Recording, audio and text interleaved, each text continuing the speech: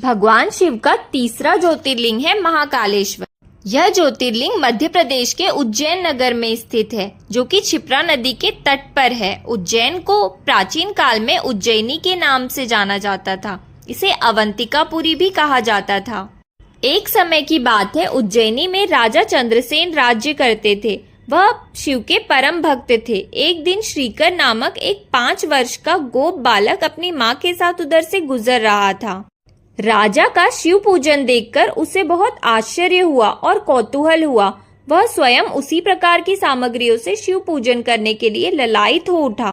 सामग्री का साधन न जुटा पाने पर लौटते समय उसने रास्ते से एक पत्थर का टुकड़ा उठा लिया। घर आकर उसी पत्थर को शिव रूप में स्थापित कर पुष्प, चंदन आदि से परम श्रद्धा पूर्वक उसकी पूजा करने लगा। जब उसकी माता भोजन करने के लिए बुलाने आई तो वह पूजा छोड़कर उठने के लिए किसी भी प्रकार से तैयार नहीं हुआ। अंत में माता ने झल्ला कर पत्थर का वह टुकड़ा उठाकर दूर फेंक दिया। इससे दुखी होकर वह बालक जोर जोर से भगवान शिव को पुकारते हुए रोने लगा। रोते रोते अंत में वह बेहोश हो गया और वहीं पर गिर पड़ा। बालक की अपने प्रति यह भक्ति और प्रेम देखकर भोलेनाथ भगवान शिव अत्यंत प्रसन्न हो गए। बालक ने जैसे ही होश में आकर अपने नेत्र खोले तो उसने देखा कि उसके सामने एक बहुत बड़ी और भव्य अति विशाल स्वर्ण मंदिर बना हुआ है। उस मंदिर के अंदर एक बहुत ही प्रकाशपूर्ण भास्वर तेजस्वी ज्योतिर्लिंग खड़ा है। बच्चा प्रसन्नता और आनंद से विभोर होकर भगवान शिव की स्तुति करने लगा। माता को जब यह समाचार मिला, दौड़कर तब वह आई और उसने अपने प्यारे लाल को गले से लगा लिया। राजा चंद्रसेन ने भी वहां पहुंचकर उस बच्चे की भक्ति और सिद्धि की बड़ी सराहना की। धीरे धीरे वहां बड़ी भीड़ जुट गई। इतने में उस स्थान पर हनुमान जी प्रकट हो गए। उन्होंने कहा, मनुष्यों, भगवान शंकर शीघ्र फल देने वाले हैं।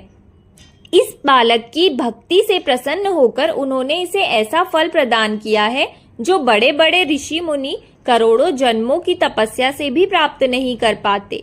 इस गोप बालक की 8वीं पीढ़ी में धर्मात्मा नंदगोप का जन्म होगा।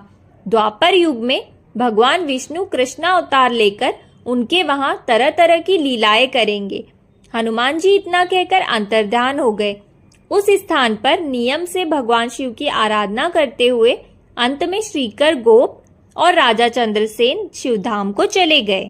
कहा जाता है, एक समय में अवंतिकापुरी में वेद पाठी तपोनिष्ठ एक अत्यंत तेजस्वी ब्राह्मण रहते थे।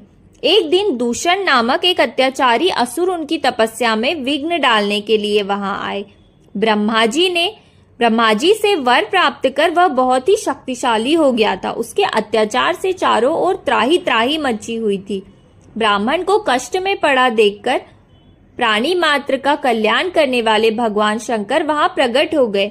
उन्होंने एक हुंकार मात्र से उस दारुण अत्याचारी दानव को वहीं जलाकर भस्म कर दिया।